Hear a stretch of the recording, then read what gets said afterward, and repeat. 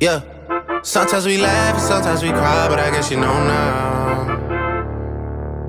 Baby, I took a half and she took the whole thing. Slow down. All right, welcome back to the second episode of Speak Now. I am Jonathan Wolfarth alongside Eli Malone. Together we are the Stro Bros. We have our Stroman jerseys on, throwback to when he was with Toronto. But we're so excited to get to do this for you guys today. This is our second video. Today we will be going through the NFL, we'll be going through the NBA, and we'll be going through MLB. For those of you guys that don't know, Speak Now is our sports talk show type thing. But it's our second episode, but it's been 2 years in the making to get the second episode. Eli, what are your thoughts about getting to do another episode? I've been thinking about it for a long time. I mean, it was really fun, and we got a lot of positive feedback the first time. So I feel like this is a good experience, and we both have gained lots of sports knowledge throughout the 2 years, and we'll see how it goes. Yeah, I agree. Yeah, we had over 100 views on the last one. The last one was done via Facebook Live, so you can't find it on our YouTube channel, on the J Wolf channel. But yeah, we're bringing this one to YouTube via Zoom. For those of you guys that don't know, 2 years ago, I lived in Michigan, where Eli lives. And then I moved out to San Francisco, California, where I'm at today. So it kind of 2,000 miles kind of makes it hard to do these things. But due to the pandemic and everyone using Zoom, we thought, hey, let's use Zoom to do this. Mm-hmm. Oh, water came up, splashed me in the nose. Guess we're going to just dive right in, kind of like when you get wet with water, you just dive in. I know. Anyway, so the order of what we're going to be talking about today, we're going to start with the NFL as we believe that is the sport that we're both pretty equally versed in, pretty well versed in. Then we'll go to basketball, which is more Eli's sport than mine. And then we'll go to baseball, which is more my sport than Eli's. And that will be the conclusion of this video. But make sure before you guys do anything, make sure you guys hit that like button, hit that subscribe button if you have not already. We really want to try to get up to, let's try to get to 40 subscribers. We're up at 33 right now. Let's get to 40. And if we can get to 50, 17 more people. So tell your friends to subscribe to the channel. At 50 subscribers, I have a really special announcement that I'm going to be sharing with you guys. But we have to get to that 50. Otherwise, that announcement does not come until sometime in 2021. So it's a long time to wait for this. Trust me, y'all are going to be stoked for it. I'm stoked for it. Eli's stoked for it. But we're keeping it under wraps until we get to that 50 subscribers or until we get midway through 2021. So make sure you guys hit the subscribe button if you have not already. Without further ado, Eli, let's speak now. All right, so today we'll be starting with our breakout candidates for the NFL and who we believe will break out in whatever year it can be any year, but we're excluding rookies because we feel like they always have stuff to prove. We feel like these players are more second, third year players who are expected to make the leap to more stardom this year, such as last year. There were like Cortland Sutton, such as for the Denver Broncos, that sort of leap to stardom almost. And so I'll start with my first one, and mine is on my Detroit Lions, TJ Hawkinson, who I believe is a top-tier tight end talent who last year did not get much of an ability to prove it last year, as he suffered through many injuries and also poor quarterback play after Matthew Stafford went down. So I feel like he has the potential to be almost like a Tony Gonzalez. He has that type of build where he is a dual threat. He can block excellently, which he did this past year pretty well. And then he can also receive very well, which did not show much. He only had around 400, 500 yards. But in week one, he also had over 100. So you saw slight flashes of what he could be. But I think like Tony Gonzalez and other tight ends, the second year leap is generally when they become more of a star, such as they get their first year to build. That's good. Yeah, I think TJ Hawkinson definitely has some potential. So I'll go with my number one guy to have a breakout season. It is the jockstrap king himself, Gardner Minshew II. I have to go with the quarterback for the Jacksonville Jaguars on this one. I just really think that Minshew just has the potential to be really good in this league, a really solid guy that can make a couple Pro Bowls, really like a Kirk Cousins almost type of player, I think, for Minshew. And here are some stats to soak on with Minshew last year. He was 6-6 as a starter. That's on a very bad Jacksonville Jaguars team. He went 6-6, threw for 3,271 yards with 21 touchdowns and 6 interceptions. Like, that's pretty good, especially taking that his offensive line last year ranked 26 in the league. To only throw 6 interceptions, and that, granted, he only played 3/4 of the season, but still, his touchdown to interception ratio was very good for a late round rookie quarterback who kind of just got thrust into the role with Nick Foles going down. So I really think that Minshew has the potential to really break out, especially since now he's going into his second season. He knows the playbook, and he's going in as the starter. So I think that's going to be something that really pays dividends, is that he doesn't have to wonder if he's going to be the starter. He knows going into the season he is the starter.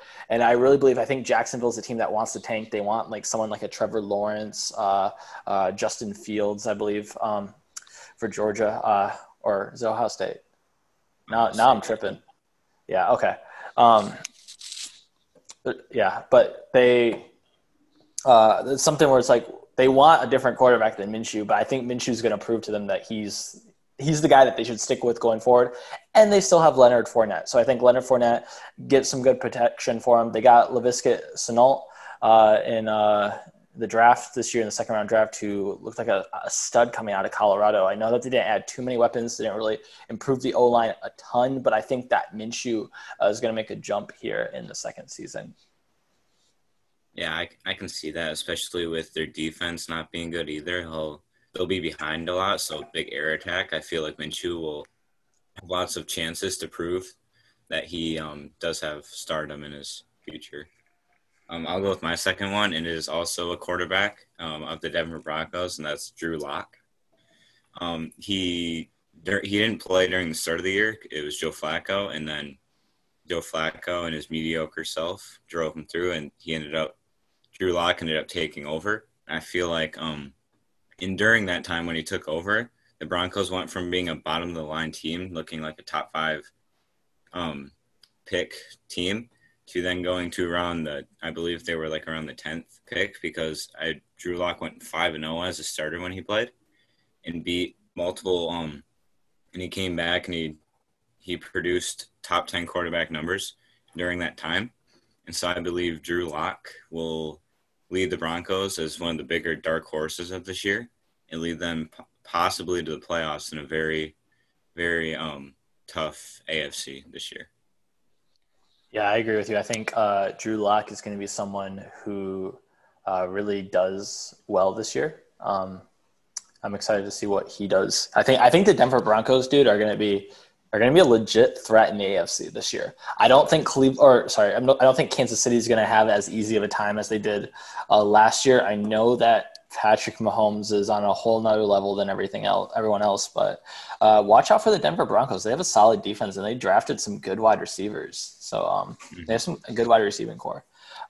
Speaking of wide receivers, my next pick to break out this coming season is none other than the Falcons wide receiver, Calvin Ridley. So Calvin Ridley belongs to the NFC South. So I think that's going to be a big thing this year's the improved NFC South with Tom Brady going to Tampa Bay is going to lead to more passing in that division. Think about it. You play Brady in the Buccaneers twice. You play Drew Brees in the Saints twice. You play Christian McCaffrey twice. That's 6 games where you're probably going to have to throw the ball quite a bit. And also, last year he had 63 receptions, 866 yards, 7 touchdowns, and that was in 13 games before he got injured. And he was on pace for 78 receptions, 1,066 yards, and 9 touchdowns. So that would already be like a really good season for a second-year player, especially since he's the number 2 wide receiver, right? They have Julio Jones. But I think that year 3 is where we see Calvin Ridley really get into the over 1,000-yard threshold. I think that look at what Juju, was able to do with Antonio Brown on the other side, right? He burst onto the scene and had like 1,400 yards and over 100 receptions. I think Calvin Ridley can put up similar numbers next year, especially since he's trending towards doing better too. 46% of his yardage last year came in his last 4 games before his injury. So he's someone he's earned Matt Ryan's trust. I think Calvin Ridley, this is like his time to shine, really. Like teams are going to be on Julio Jones. It's like you got a solid number 2, and they have a better running game coming this year, hopefully with Todd Gurley. Todd Gurley should improve that running game, so it's going to open up the passing game a lot more. I think Calvin Ridley, look for him to pop in year 3. Oh, yeah, for sure. If he stays healthy, I think he's definitely a top 15 wide receiver in the league, and it makes him and Julio probably a top 3 tandem in the league. Mm-hmm. And I'll go with another wide receiver as my last one, and that is the Steelers wide receiver and second-year player, Deontay Johnson. I believe – so Deontay Johnson did not get much – he didn't get to prove much because he was in the depth, basically. Like, he had James Washington, they had Vance McDonald, and they had the tight end, and then they had Juju and James Conner. He was behind a lot of people, and he's a rookie. He's a later pick. And with poor quarterback play as well, he didn't have Big Ben. He had Mason Rudolph and Declan Hodges, who both – I mean, they're meant to be backups.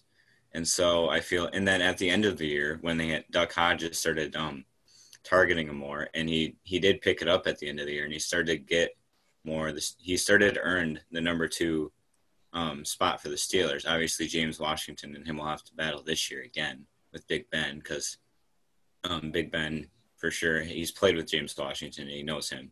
So Deontay will have to prove that again. But I think he'll get up there. Obviously, Juju will get his numbers back up this year, as I believe. But I think Deontay will enter around the 800-yard mark and 5 to 6 touchdowns this year as the second option of the Steelers. As you can see, I love that. So, yeah, I don't know how to get rid of – oh, there we go. It just disappears. Wow, Zoom is incredible. But, okay, yeah, I honestly, I think Deontay – I agree with you. Deontay is going to be so good in this league. I really think just for coming out of Toledo, man, those MAC wide receivers, it's something about those MAC wide receivers.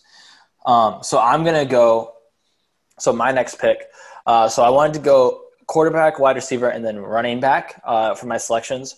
So my running back selection to break out this year is none other than the Buffalo Bills' Devin Singletary. I really think that he has a chance to really pop in year 2. The division is a lot weaker. I think that's a big thing. With the absence of Tom Brady, the Patriots, I know they have Cam Newton. They're still not going to be nearly as good as they were with Brady. The Jets really are just okay unless Sam Darnold pops. Miami with Tua, what do you have there? You're going to find out. But I think the Buffalo Bills are the team to beat in that division. I think that the addition of Stephon Diggs really takes the pressure off the running game. So I think it's going to allow Josh Allen to air it out a little bit more. Josh Allen can do things with his legs as well. And I think that's really going to open up for Devin Singletary, who had a quietly really good rookie year. He only rushed for 775 yards, but that was on 151 attempts. And that's a 5.13 yards per carry. That's phenomenal. He only had 2 touchdowns, so he's not a guy that really got into the end zone a lot. I think the more carries you see this guy have, I think you're going to see more. And he can do things in the passing game as well. He started the last 6 games, and that's where 60% of his yardage came from, is in those games. His only bad game as a starter was in Week 17 against the New England Patriots, who were just like legendary against the run last year. So I don't really think you can blame him for that.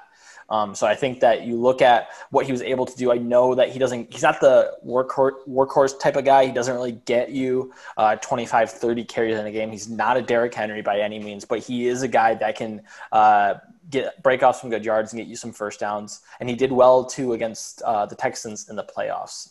He also averaged almost 79 yards as a starter, which would have put him on pace for 1,262 yards. And if Devin Singletary does that as a rookie, then we're definitely talking about him coming into year 2. So I think we need to really look at this guy. If he gets more options in the running game now that Frank Gore is gone, I think that you can watch Devin Singletary quietly become one of the better backs in the AFC this year. Oh, yeah, for sure, especially in the AFC East. The defenses are also lacking, so he'll definitely have a solid not bounce back, but solid sophomore season. So our next topic will be the 3 players that regressed this year, and that's players that we believe it can be based off of age or just their overall stats. We don't believe they'll match from this past season. So would you like to start off, Jonathan? I would love to start off. I'm going to start off very controversial. I like how you specify that this isn't necessarily about age. This isn't it's just about players that we think are going to take a step back from what they did last season. And so my number 1 player to regress in the 2020 season is the reigning NFL MVP, Lamar Jackson. So I know people are just going to be like, oh, like, you don't know anything about football, like Lamar Jackson's phenomenal. And I agree with you. Lamar Jackson is phenomenal. He's a great player. What he did last season is really it's legendary. And I don't think that he's going to be able to maintain that coming into his next year. And I have several reasons for that. The first is that the NFC or the AFC North is just stacked. The Steelers have an amazing D. Big Ben is coming back. They have a plethora of offensive talent with the additions of Eric Ebron, Chase Claypool. They have Juju. They have Deontay Johnson, like you were talking about. James Washington is pretty solid. They also have Vance McDonald, who can be very good at times. So I think that the Steelers are going to be a real challenge for the Ravens, as well as the Browns, who are deep in talent. I mean, you have Jarvis Landry on one side, Odell Beckham on the other side. You have Nick Chubb in the back. The offensive line has gotten better, so expect Baker to get better. You have Myles Garrett on the defense.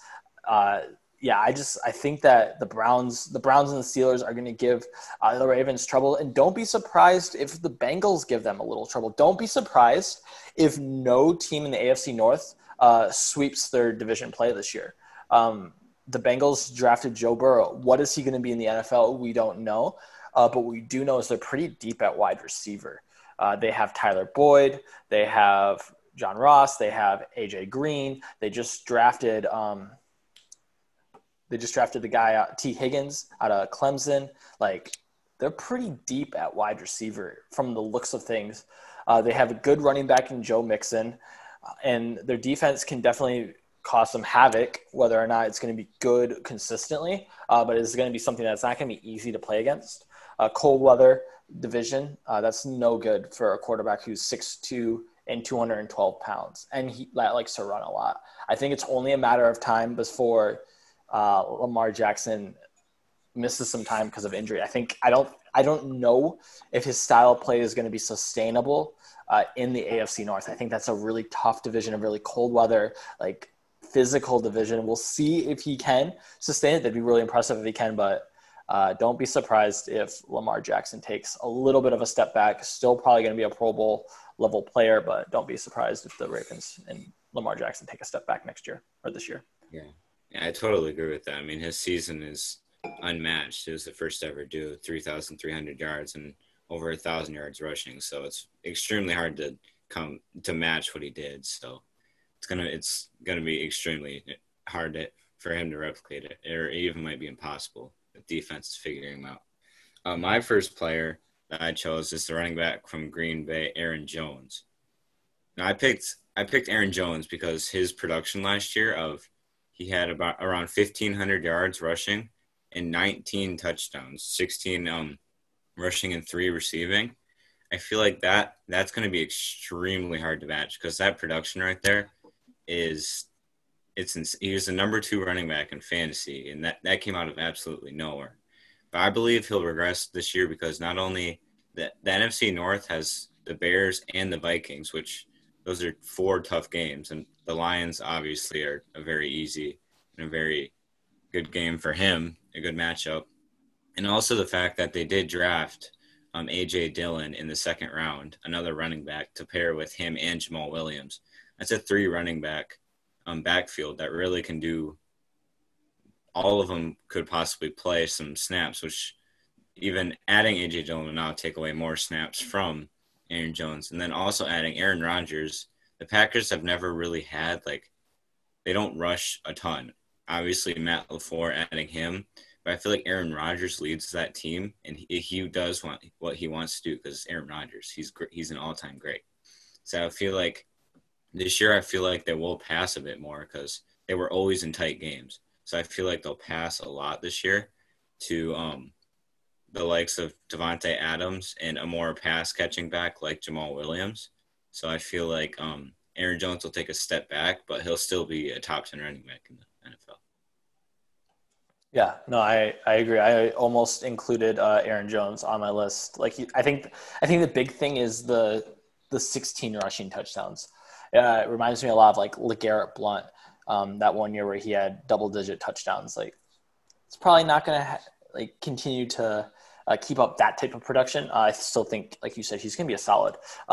Okay, so that will bring me to my second player, which is not actually a player at all. I went with a whole team on this one, and that is the Tennessee Titans. I believe that they are definitely going to regress this next year. I almost just threw Tannehill in there, but I didn't want to throw in another quarterback, and I feel like the team in general is going to regress, mainly because there's no easy wins in that division. They were a fringe playoff team last year, going in at 9-7. I know they have a really good running back. I know that their defense did well last year, but you have the Colts, who just got Phillip Rivers. You have Jaguars with Gardner Minshew year 2, who was my pick for the top player to break out this year. So, and then you still have the Houston Texans, which I know they lost DeAndre Hopkins, but they still have Deshaun Watson, whose college coach called him the Michael Jordan of football. So, it's a really solid division. There's not going to be any easy wins. Tennessee barely made it in last year. I think you're going to watch the Titans take a step back this year. Yeah, I actually have the QB from the Tennessee Titans, Ryan Tannehill. I decided to add him because we've never seen Tannehill put the production he did last year on the Tennessee Titans when he replaced Marcus Mariota. He had a 70 completion percentage this past year, which is a phenomenal number. But then when we went to the playoffs, we saw he threw 80 yards he threw for an average around 80 yards the first 2 playoff games, and he really didn't. He was not a factor. And if you can't just have Derrick Henry run 20, 25 times a game and expect him to stay healthy all the time, that's so much wear and tear in a running back. We saw what happened to Todd Gurley.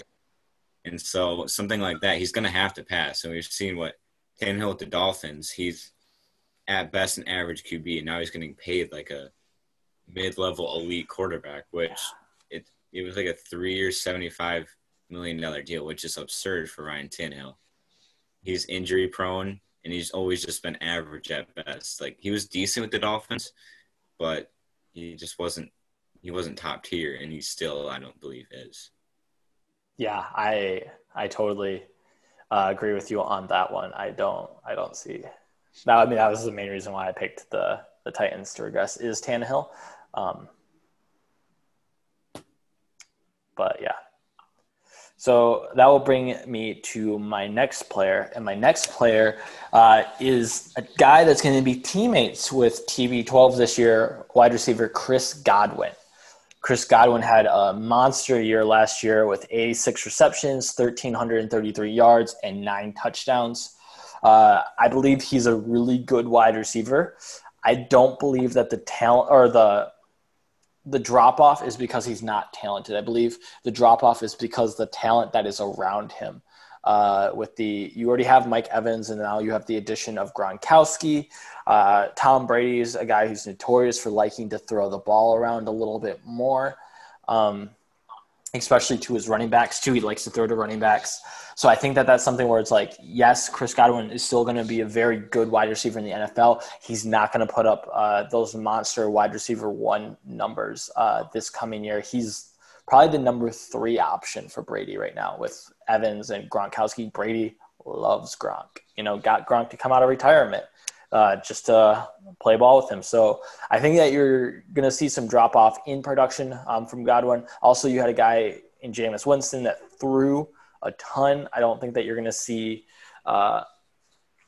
Brady have to throw as much. The Buccaneers should be a better team. Bruce Arians coaching that team. You should see them have the lead a little bit later in games and get to run down the clock. So I think Chris Godwin's numbers are going to take a drop. That doesn't mean that his talent is gone. I just think that his production won't be there. Yeah, he was definitely one of the top options to put here just because such a crowded, talented offense. And with obviously the addition of Tom Brady. And my last one is another running back of the Cleveland Browns, and that's Nick Chubb. And I feel like he almost has the same issue as Chris Godwin. Is a very crowded offense as they have Kareem Hunt the whole year now. And we see what Kareem Hunt has the potential to do. I mean, he was the league leader in rushing his first year as a rookie. And then when he played this past year, he was still very effective. And he's more of a pass-catching back than Nick Chubb. Nick Chubb's more of a power back that gets – he's both. And so I believe Nick Chubb, also with the addition of Austin Hooper with the tandem of Jarvis Landry and Odell Beckham, I feel like it's so crowded. I don't think he can replicate a 1,500-yard season with that much talent around him. Yeah, Nick Chubb was someone that actually I thought of Nick Chubb for my breakout candidates, and then I looked at the yardage and the totals that he did last year, and I was like, oh, this guy kind of already broke out. We'll see if he can keep it going. But yeah, it's not a knock on Nick Chubb. Cleveland just has a crowded offense, and they're in a very tough division with the Steelers and the Ravens defense, both top 10, top 5 in some instances in the league last year. So I can see Nick Chubb falling off. That's going to take us. So that'll end our NFL section of this talk of Speak Now. We have said our piece. Let you guys in the comments be the judge of what we had to say. NBA winners of the East and West, and then the NBA champions. So we're transitioning now to basketball, Eli's specialty. I'm going to do my best to talk as much as I can with it. But Eli, would you like to speak now? Yes, I would. So I believe the team I have going on in the East is none other than my Milwaukee Bucks. I know people think there's bias towards that, but they're the clear-cut best team out of the East. They had before the restart, they had a top 5 offense and defense, with their defense being number 1, and it still is number 1 after their poor defensive play in the bubble, which shows just how dominant they were before the hiatus. And then you also have the fact that you have Giannis, who, in my opinion, the easy 2-time MVP. Then you have Chris Middleton, who is the most underrated second star. I consider him a star in the NBA. A lot of people believe he didn't deserve that big max contract he got, but he came 0.1 away from the 50-40-90 club, which the likes of Steve Nash and Steph Curry got, and there's only like 11 people that have ever done that, which showed his prowess on the Bucks. And then you also have Eric Bledsoe and Brook Lopez, who both will be in the all-defensive team. All around, it's just a scary team who the likes of the Boston Celtics and Toronto Raptors, they don't have the star power to go against the Milwaukee Bucks. Yeah, I'm going to make this really easy. I agree with you. In the East, the Bucks are unmatched. They're arguably the top offensive team in the league, and they are the top defensive team in the league. With Giannis potentially going after getting his second MVP, I think he's going to get another Defensive Player of the Year this year. Yeah, for all the reasons you said, Bucks are my pick to win the East. Yeah, I mean, it's pretty. Yeah, it's pretty easy. That's a pretty easy one. I'll start off with the West. So my team to win the West is none other than the Los Angeles Clippers. So I was really going back and forth between Clippers and Lakers here. As you guys know, or may not know, I'm a huge LeBron stan. I love me some LeBron James. I think LeBron James is the greatest player of all time. I know that that's going to get a lot of hate, but put it in the comments. We can talk about it in our next episode of Speak Now. But I think Kawhi knows what he's doing, man, when he comes to building teams. And put him with Paul George.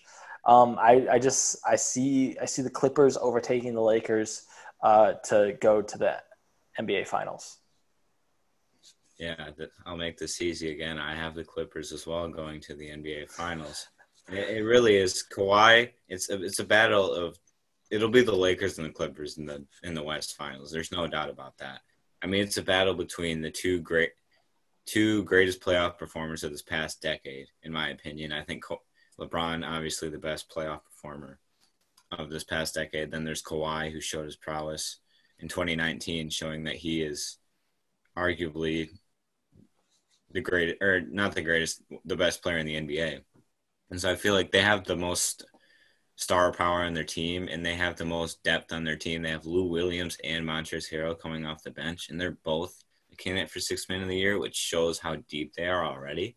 And then you add the likes of Landry Shamet and other people. It's just their depth is unmatched. So if they stay healthy, I think they might even 4-1 the Lakers. Yeah, so far we're in agreement. So let's see if we're in agreement with who wins the final. Eli, who you got? I hate to do this, but I'm going to have to go with the LA Clippers. I wanted to pick my Milwaukee Bucks extremely bad, but I decided to pick the LA Clippers because if their whole team is healthy, they're almost unbeatable. They have Kawhi, who is one of the greatest finals performers of all time. He absolutely destroyed the Warriors last year and the whole East. I mean, he obliterated the Bucks. So I feel like their defense too, they have unmatched defense as well if they're fully healthy, in which Kawhi and PG only played 13 games together, I believe. And so that, like, they're going to be able to guard Giannis. When teams have the ability and the players to guard Giannis, he becomes almost like he has to become a second option. Somebody has to step up. And I feel like with what the Bucks have had so far, like Chris Middleton and Eric Bledsoe have never performed in the playoffs, it's hard for me to think that Lou Williams and Kawhi Leonard won't be able to beat the Milwaukee Bucks. Dang, you really took me by surprise on that one. Yeah, it was tough. That was my hardest decision I had to make. I think it'll go to 7 games. That's the hard.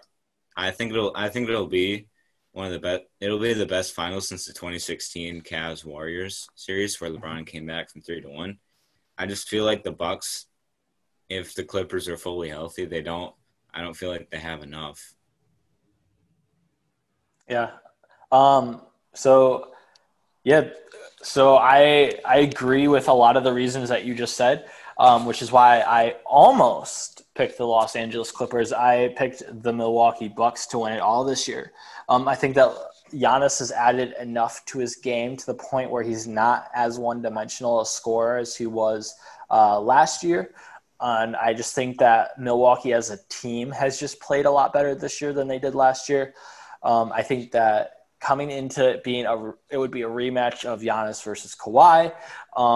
I know that the Clippers have different players than the Raptors. I think, though, Giannis is going to have a better idea of how to come up bigger, even when he does get blocked going to the basket.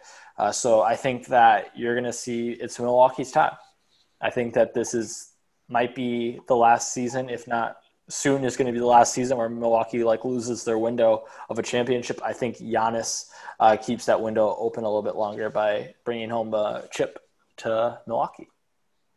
Those are also it's a really I think it could be a real teeter-totter series. I mean, even with the Lakers, I feel like it's a 3-team race at this point. I feel like even though they didn't perform in the bubble, when it's prime time, they each have players that have stepped up in their careers so far, except Giannis isn't as proven as the other two all-time greats, but yeah. All right, so that'll bring us now to our NBA sleeper, we can go NBA. Let's go NBA sleeper. Eli, do you want to start us off with who is your sleeper in the NBA for the playoffs? My sleeper is the team that actually just made it into the playoffs today, and that's the Portland Trailblazers, who are facing the Los Angeles Lakers in the first round. They should not be an 8 seed. They at their full arsenal, they made it to the West Finals this past year. They were that dominant, and they didn't have their two starting front court players all year. They were both injured with Zach Collins and Yusuf Nurkic. I feel like when you have their full team and Carmelo Anthony, who has averaged over 20 points per game the past 4 games, I feel like the Portland Trailblazers have a chance to beat the Lakers and make some noise because Damian Lillard doesn't get enough credit. He's the one trying to slay these super teams instead of going to one. He's the definition of like a true team player. And you look at all these players, like he might be like the John Stockton, Karl Malone of like our age. I feel like he has the potential to do something great in these playoffs. I feel like they could make their run to the West Finals for a second straight year. Wow, we're in a lot of agreement with basketball. Blazers are my pick as well as my sleeper team. I think if the Blazers beat the Lakers, watch out for the Blazers to make it to the finals. Like you said, dude, Dame is just such a different player. He was absolutely phenomenal in the bubble. He, I believe, dropped a 60-point game, one game. It's like he's doing everything that he can to make sure that his team wins. And it reminds me a lot of LeBron, actually. LeBron's, I believe, last season or second to last season in Cleveland, when he basically just put the team on his back and got them to the finals. And they almost beat the Golden State Warriors in that game one before J.R. Smith. Yep. Yeah. But, yeah, I think Dame, they have some pieces that have been able to come back from injury. But watch out for the Blazers if they beat the Lakers in round one. I'm surprised we've agreed as much as we have so far. But let's move to our pick for the NBA MVP, which has caused a lot of controversy recently over talk shows such as like Stephen A. Smith's First Take and Colin Cowherd's The Herd. A lot of people have been really back and forth on this discussion. In my opinion, it's not even close. In my opinion, Giannis is it should be close to unanimous this year. I feel like LeBron is the clear-cut second. But if you look at the stats, Giannis is leading LeBron in almost every statistical category except assist and free throw percentage in 4 less minutes per game. Like, it's just Giannis is putting up around 30 points per game, 15 rebounds, and around 5 assists. It's like an all-time great stat line. Like, if he played the minutes LeBron played, it could be a top 5, top 10 season of all time.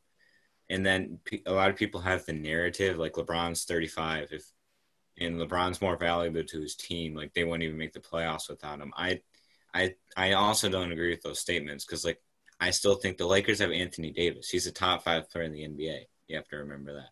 So I feel like they'd still be they contend still. And the Bucks are having an all-time great season. They're putting up stats as a team that are unmatched from the past, 10 years. Like, they're an all-time great team right now. So I feel like it really isn't even close, and it should be close to unanimous in my opinion. All right, yeah. I agree with you that statistically Giannis should get MVP. But he's not my pick for the MVP. My pick for the NBA MVP is none other than LeBron James, the king himself. And this is why. I agree with you that statistically Giannis should win MVP. Statistically, LeBron should have more MVPs and all this other stuff. I think the NBA is really bad about this. They're really into the story of things. Or it's good, depending on if you like that sort of thing. But I think that in terms of MVP, I'm going to go with LeBron James simply for the fact that he has made the Los Angeles Lakers relevant again. This is one of the NBA's storied franchises that was in a pretty rough shape before he got there. So for them to now be a finals contender with LeBron James, I think the NBA is going to reward that. And I think you're going to see LeBron James in age 35 win the NBA MVP. Also leading the league in assists at 35. He just does it all. And so LeBron James. I figured you'd say that. Unfortunately, I have to let that opinion. I have to hear that opinion because, man, I've heard that by so many people on ESPN. That's the narrative and everything. But you know what? LeBron's had a career season himself. So if he does win it, you can only tip your cap to him and say good job because they both have had terrific seasons. And they have. It's really MVP 1A and MVP 1B. Like, if they could share MVP, they should share MVP. Yeah, I mean, it's a two-man race. They put James Harden in it, but it's just James Harden. It's like, he just shoots the ball, and that's about it. So it's good player, great player, but not MVP this year. Yeah. All right, so that will conclude now our NBA portion of this conversation. We will now transition to MLB, which we are repping our MLB jerseys. We got our Blue Jays, our Stro Bros jerseys on. So we can go into MLB. Our first topic of conversation in the MLB. We only have two for this one. It's our MLB look back. So kind of like what this season is going to be remembered for, the way that we're going to look back on this shortened 60-game season. So Eli Malone, would you like to speak now?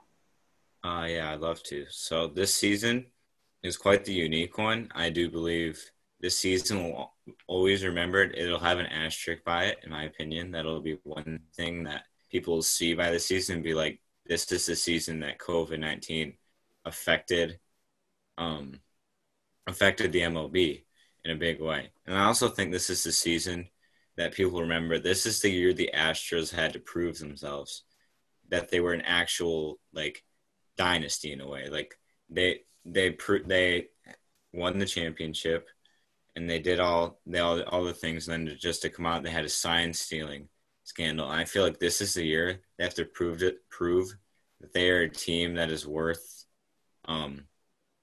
being in the top tier category. Because I feel like when you look back at it, they lost a lot of respect because of what they did. And I feel like people will be like, if they do big things this year, they're like, this is the year the Astros prove that they're more than just a cheater in a way. Yeah, I agree with you on how this season will be viewed with an asterisk. Like, I don't think that the season will be looked on as legitimately as a normal season would. I didn't include the Astros on this, even though I think that's a very good point, and I think that we're already seeing that the Astros are probably going to be scrutinized. They have a losing record right now, so we'll see if that changes.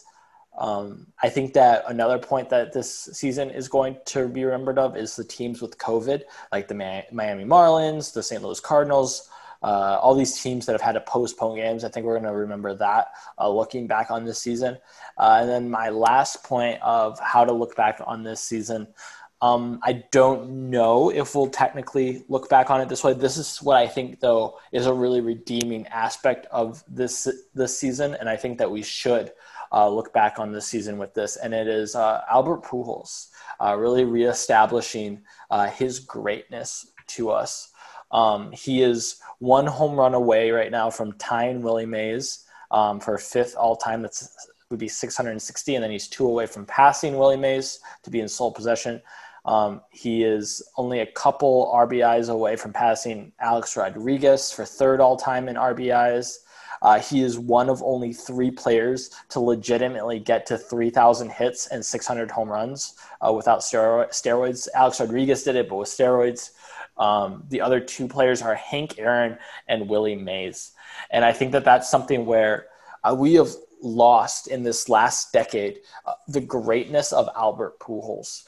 He was phenomenal, legendary his first 11 seasons with the St. Louis Cardinals. He goes to the Angels, being on the Angels and just declining. We've kind of forgotten a lot about Albert, but Albert's not just like a Hall of Famer. You know, he's not even like a Miguel Cabrera or Adrian Beltre or even Ichiro, like all those players, or Derek Jeter, like phenomenal players from their era, which like someone like a Jeter is like really up there for Hall of Famers. Same with Miggy and Ichiro. Beltre is really like, these guys are legends. Even Big Papi, like guys of his era that are legends, that are Hall of Famers. Like Pujols isn't even in the same category as those guys. He is in the Hank Aaron, Willie Mays, Babe Ruth category, where he is like legitimately probably top 5 players to ever play the game. He's like a Ted Williams of his era, a Lou Gehrig of his era. And I think we've forgotten that with his prolonged, dragged out decline that has been in Los Angeles, which I think hurts him, because had he declined in St. Louis, I think that we're looking back on this a lot better. I think the fans are more receptive of this, but we've kind of forgotten him. The Angels haven't really done anything significant since he's been there, even with Mike Trout, even with Shohei Ohtani. Like, they haven't been relevant at all in the last 10 plus years that he's been there. So I think that what we need to look at with this season, what we should look at, hopefully it will be remembered, is really us remembering the greatness that is Albert Pujols. And Albert Pujols is going to go in whenever he decides to retire, first ballot. We'll see if he can crack 700 home runs. That'd be amazing if he did that. Can you believe if a player in today's day and age gets 700 home runs? He could challenge Barry Bonds for the RBI record, or maybe it's still Hank Aaron. It's one of the two guys. I don't think he'll get a chance to challenge Barry Bonds for the all-time home run record anymore. Had he been healthier, had we had a full season, maybe. But I think that when we look back on Albert Pujols, we need to forget that he's just this player of like decline, and remember that he is the best player of our generation that we've ever seen. We'll see what Mike Trout ends up doing. Mike Trout could be in that same category as Albert Pujols, but right now Albert Pujols has already established himself there. So yeah, I think the way that this MLB season needs to be remembered is about Albert Pujols breaking records. Yeah, I agree with that. You have to cherish the greatness before it's gone, and all the records that occur. And that will take us to our next and final segment of the Speak Now episode, and that is our playoff and World Series predictions this year. We're not going to predict the whole playoffs. We're just going to predict the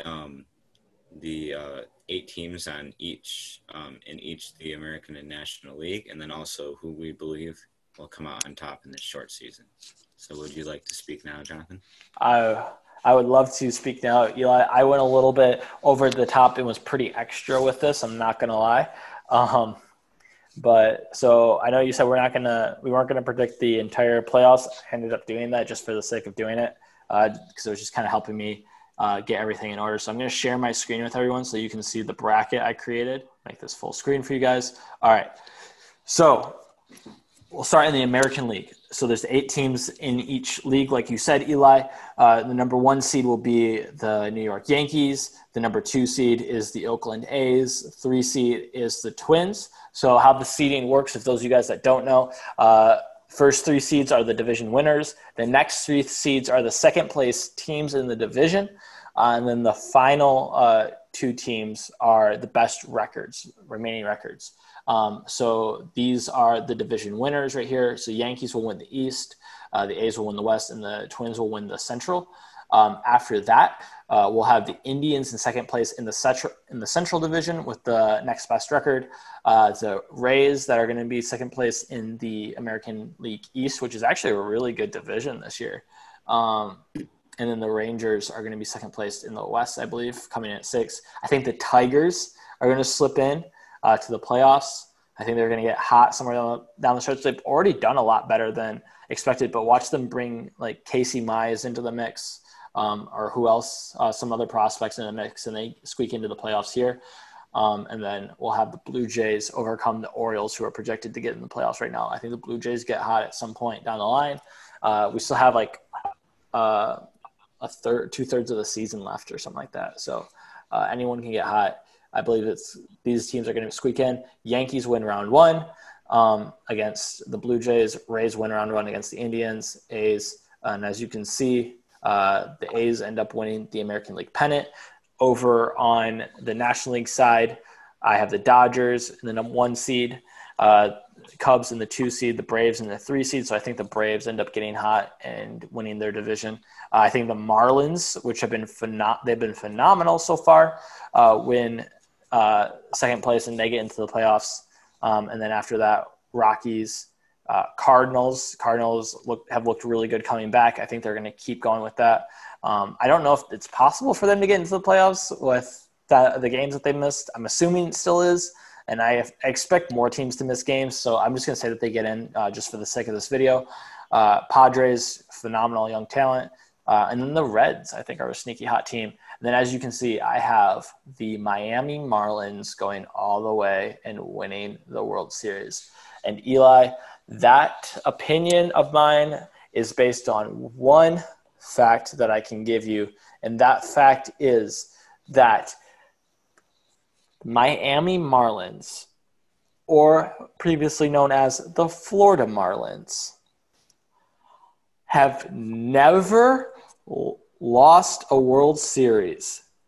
Every single time they have made the playoffs in their franchise's existence, they have always won the World Series. The first time was in 1997 with our boy Jimmy Smokes, Jim Leland, former manager of the Tigers there. And then again in 2003 with Jack McKinnon as the manager there.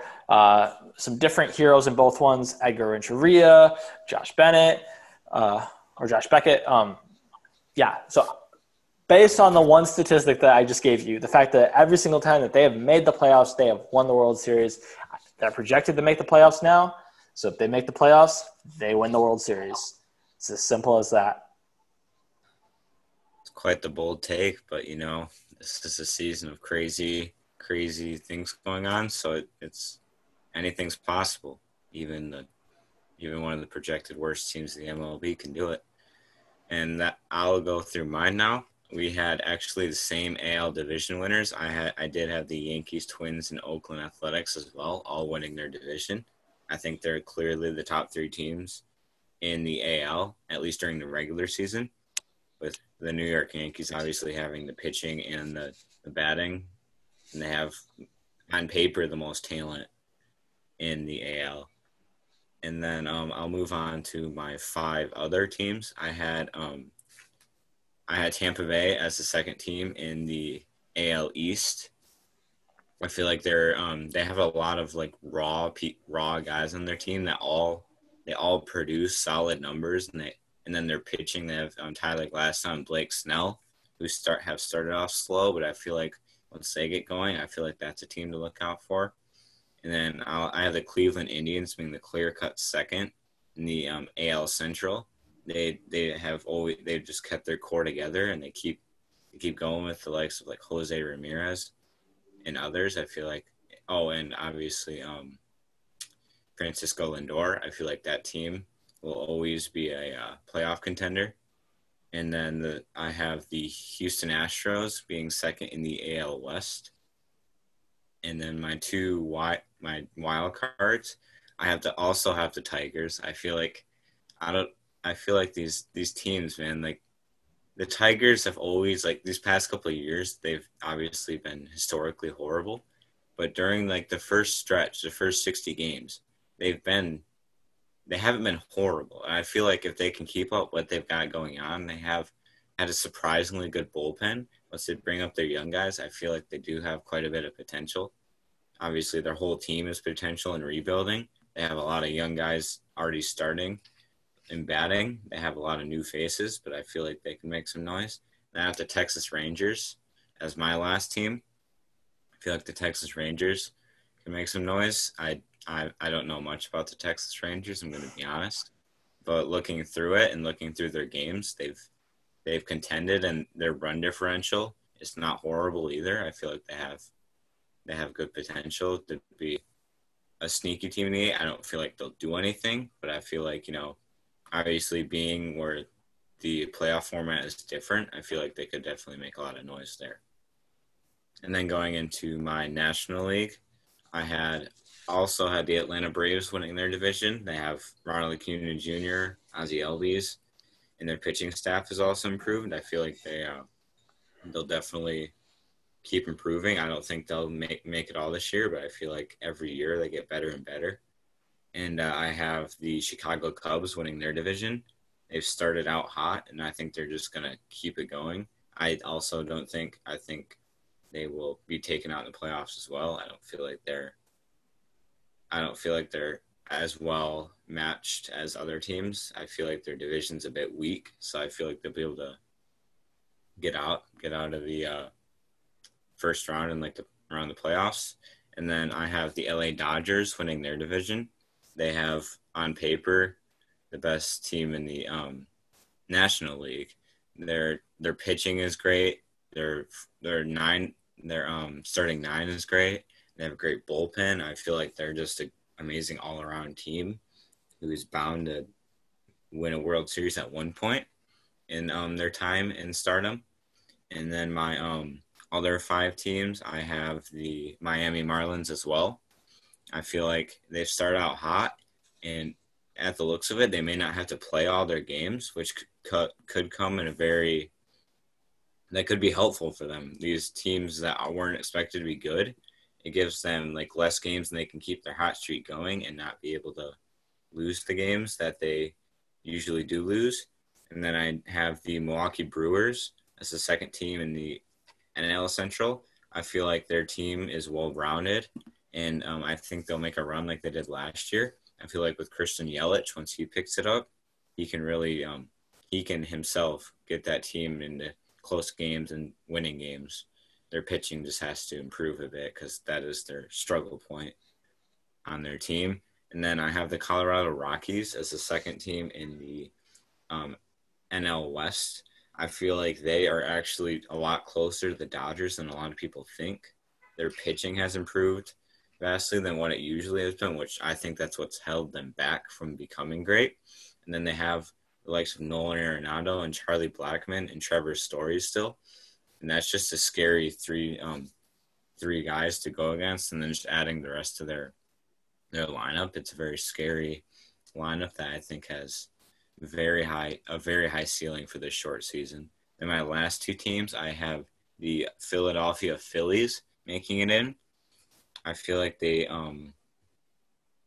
had a lot of free agent additions, and I feel like the likes of Aaron Nola and Jake Arrieta, I feel like that pitching staff will pick it up, and then their bats, I feel like they'll keep going with their bats, and Bryce Harper and JT Realmuto will all pick it up, and I feel like they'll sneak in as a 7 or 8 this year.